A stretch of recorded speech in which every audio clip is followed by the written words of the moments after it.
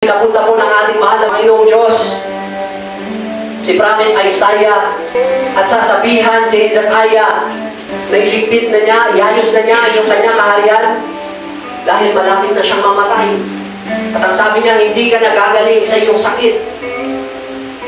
Kapag sinabihan ka po ng ganito ay talaga pong hindi mo alam kung ano yung mararamdaman mo, kung ano yung iisipin mo.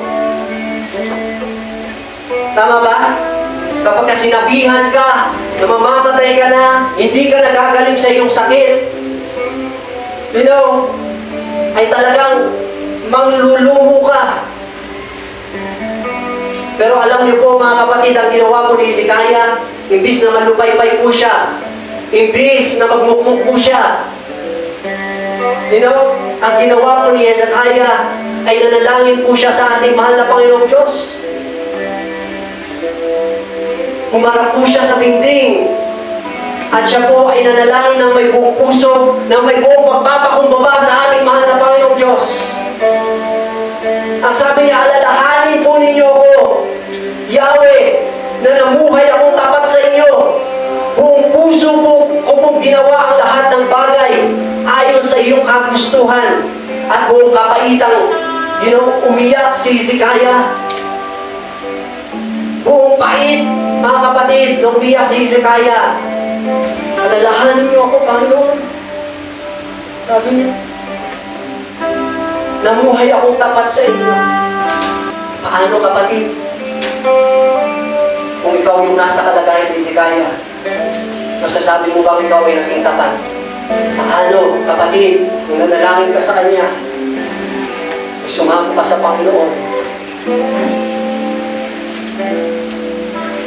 Sa oras na ito, kapatid, sa ating pong paglilingkod sa ating mahal na Panginoong Diyos, sabi ko nga, hindi po biro-biro ang paglilingkod po natin sa Panginoon. Ang paglilingkod po natin sa ating mahal na Panginoong Diyos ay napaka-importante po, mga kapatid, sa ating pong buhay.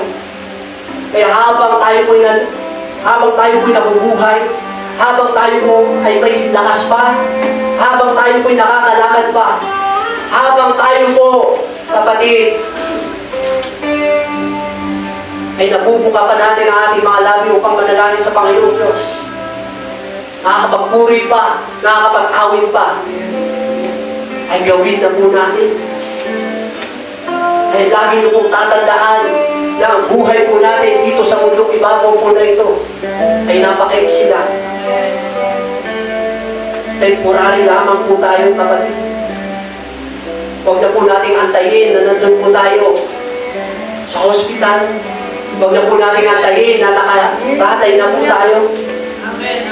At doon pa lamang po tayo makakaisip sa Panginoon, makakapagpuri. Doon pa lamang po tayo makakapag-isip na manalangin sa Panginoon. Kapatid, ang Panginoong Diyos ay lagi po tayo binibigyan ng chance. Huwag po natin sayangin ang bawat araw na dumarating sa ating buhay. Lagi po natin bigyan ng oras ang ating mahal na Panginoong Diyos. Lagi po natin tatandaan na ang buhay na ito ay hindi po natin hawak. Ang buhay na ito ay hawak ng ating mahal na Panginoong Diyos. Hiram lamang po natin itong buhay na ito, kaya pakaingatan po natin at gamitin po natin ito sa maayos at tama. Tama na yung pabanjing-banjing. Tama na yung pahina-hina na Kristiyano. Tama na yung magiging bunsay. Mag-grow ka naman, kapatid. Tama na yung lulubog, lilitaw ka sa gawain ng Panginoon. Hindi po natin alam ang oras po natin. Kaya nga, sabi niya sa kanyang salita, teach me on how to number my days, upang nang sa ganun mabuhay ako ng may karunungan. Kaya nga, kapatid, ang bawat salita na ating po napapakinggan ay turing po natin itong ginto. Ito po yung pinakapagkain ng ating pong buhay, ang salita ng ating mahal na Panginoong Diyos. Kaya inayos po natin, mga kapatid, ang ating pong buhay. Kristiyano. Si Hezekiah po, mga kapatid, nung nakita ng ating mahal na Panginoong Diyos, na totoo yung kanyang pong pagsisisi, totoo po yung kanyang pong pagpapakumbaba, hindi pa po nakakaalis ng gusto si Prophet Isaiah doon po sa bulwagan ng kaharian ni Hezekiah, mga kapatid. Pinabalik po siya ng ating mahal na Panginoong Diyos.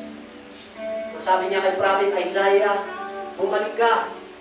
Sabihin mo kay Haring Hezekiah, narinig ko ang iyong panalangin at nakita ko ang iyong pagluha.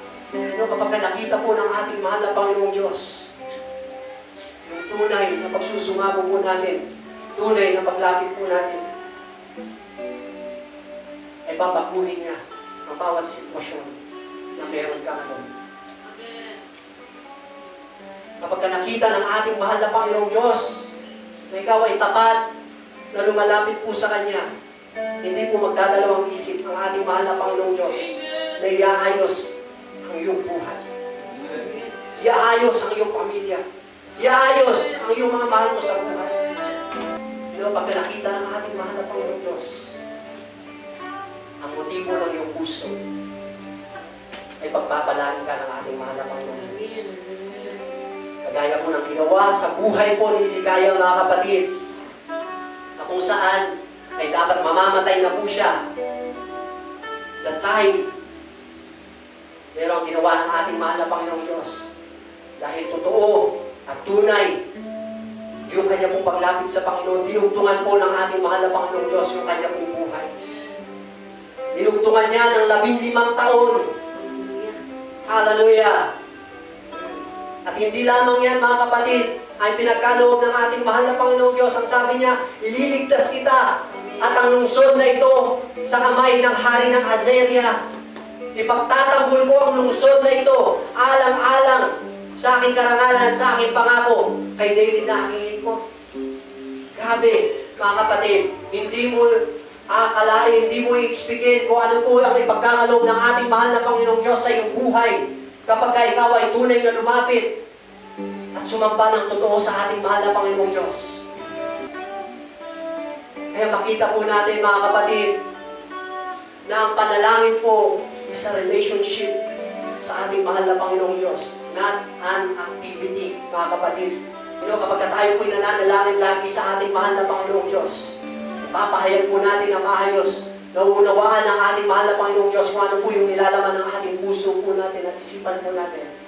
Amen ba? Amen. Kaya ugalihin po natin na manalangin. At huwag po tayong magsasawa na manalangin, umausap sa ating mahal na Panginoong Diyos. Kaya nga sabi niya sa kanyang salita, pray without ceasing. Ano man yung sitwasyon mo, kapatid, huwag kang manghinawang manalangin sa ating mahal na Panginoong Diyos. Dahil sa pananalangin po natin ng may buong puso, totoo, ay mangyayari po sa bawat pagkausap po natin sa ating mahal na Panginoong Diyos.